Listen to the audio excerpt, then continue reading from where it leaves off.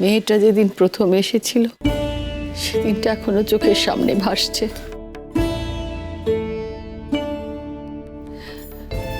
ঘর আলো করে এসেছিল, আজ সবাইকে চোখের জলে ভাসিয়ে চলে গেল।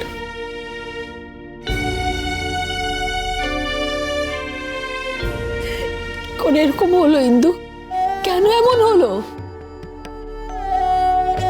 আমি তো তোমার উপরে ঘর সংসারের সব দায়িত্ব ছেড়ে দিয়ে নিশ্চিন্ত হয়েছিলাম ইন্দু।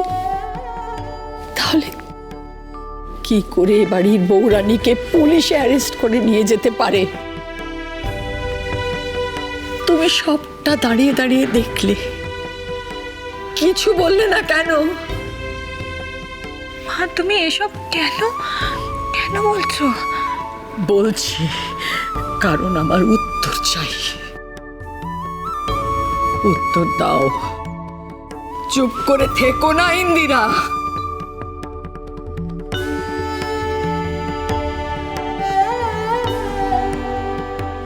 মা আজ আপনি প্রথম আমাকে ইন্দিরা বললেন। হ্যাঁ, ডাকলাম, কারণ আমার ইন্দু এটা নয়।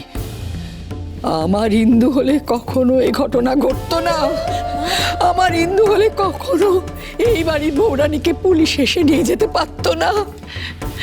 প্লিজ তুমি শান্ত হও। পুলিশ অ্যারেস্ট ওয়ারেন্ট নিয়ে এসেছিল, এতে ছোট বৌদি কি করবে? ছোট বৌদির কি ফল্ট? আর আমার কি হয়েছিল? আমি কেন চুপ করে দাঁড়িয়ে রইলাম? পাথরের মতন দাঁড়িয়ে রইলাম, অতর্বের মতন দাঁড়িয়ে রইলাম। আমার চোখের সামনে দিয়ে ওকে নিয়ে মা মা মা মা মা ছোট বছর আস্তে আস্তে পাটা তুলে দাও। ছেলেমেয়ে একটু জল এনে দাও। জল নিয়ে এসো। মা কি হলো তোমার? ডাক্তার ফোন করো। আমি যাচ্ছি। ও মা মা জল ঠিক এসো। একটু জলে ছিটে দাও। জলে ছিটে দাও। মা মা কথা বলে দাও। মা ওঠো না, মা চোখ খোলো। সব ঠিক হয়ে গেল, সব ঠিক হয়ে গেল। দেখ মা গো। জীবনে প্রথমবার আপনাকে এত অস্থির হতে দেখছি মা। কিন্তু আমি শুধুমাত্র কনকের জন্য চুপ করেছিলাম, কারণ আমার বিশ্বাস ও নিজে মুখে যাই বলুক না কেন ও নির্দোষ। কিন্তু সেটা প্রমাণ হওয়া প্রয়োজন। তাই আজ ওকে আটকাইনি, কিন্তু আমি ওকে সসম্মানে এই বাড়িতে ফিরিয়ে আনবো মা। প্রতীক্ষা করলাম। একটু বসুন, আমি কাজ করছি। দেখছেন স্যারের সঙ্গে কথা বলছি। প্লিজ আপনি বসুন, স্যারের সঙ্গে কথা বলছি, কাজ করতে। এই যে বসুন। এই আরে স্যার, আপনি আসুন স্যার, আসুন বসুন। না ঠিক আছে, আপনি আপনার চেয়ারে গিয়ে বসুন। Okay sir.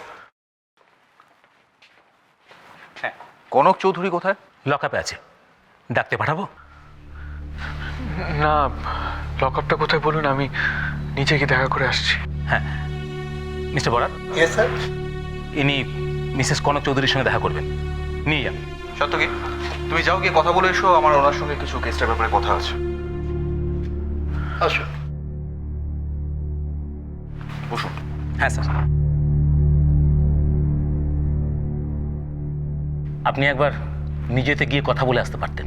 না, তার কোনো দরকার নেই, কারণ যিনি গেছেন তিনি কনক চৌধুরীর হাজব্যান্ড। ও আচ্ছা। আচ্ছা মিস্টার বাসু, ঘটনাটা যেখানে ঘটেছে স্পটটা আইডেন্টিফাই করা হয়েছে? হ্যাঁ স্যার, এনকোয়ারি চলছে। তবে ওটা তো অন্য থানার আন্ডারে। আমরা যেমন ইনফরমেশন পাবো আপনাকে ইনফর্ম করে দেবো। That's good. স্যার, এনাদের লয়ার এসেছেন। পাঠিয়ে দিন। ওকে স্যার, আপনি যান।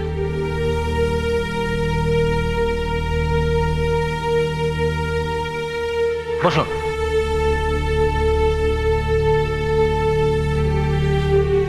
এই যা, ভুল চাবিটা নিয়ে এসেছি। আপনি একটু ওয়েট করুন, হ্যাঁ, আমি এক্ষুনি নিয়ে আসছি।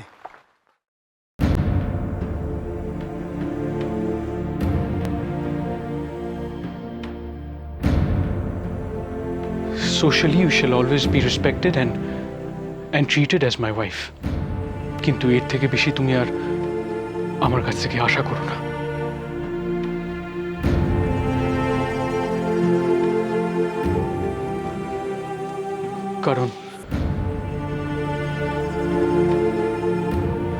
কারণ আমি তোমাকে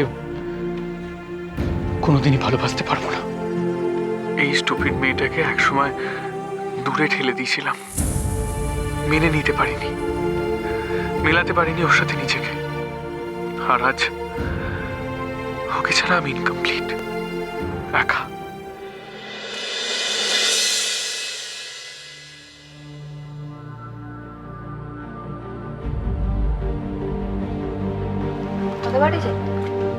কনক,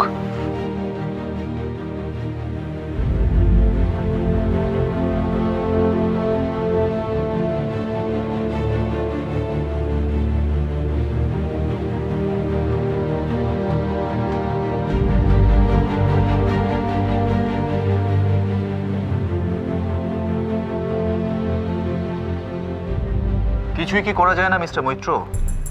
কি করে হবে স্যার? বড়দিনের ছুটির জন্য কোর্ট বন্ধ। কোর্ট খোলা না থাকলে তো বিল করাতে পারবো না। স্যার, আমি আপনাকে কথা দিচ্ছি, এখানে ওনার কোনো রকম কোনো অসুবিধা হবে না।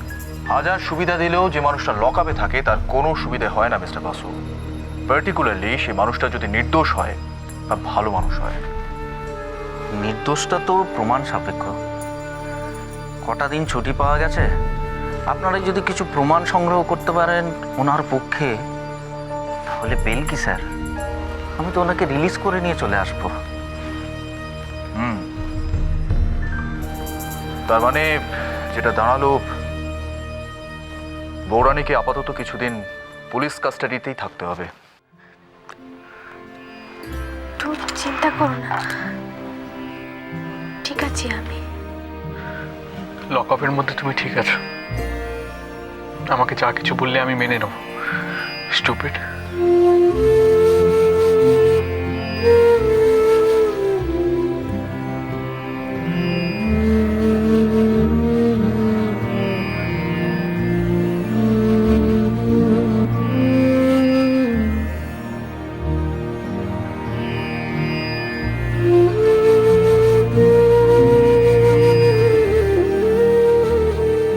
আমার চোখের সামনে তোমায় নিয়ে চলে এলো, আমি কিছু করতে পারলাম না। কিন্তু এবার করব। এটা তোমাকে এখানে আটকে রাখতে পারবে না। যে করে হোক আমি তোমাকে এখান থেকে নিয়ে যাবই। I promise you that.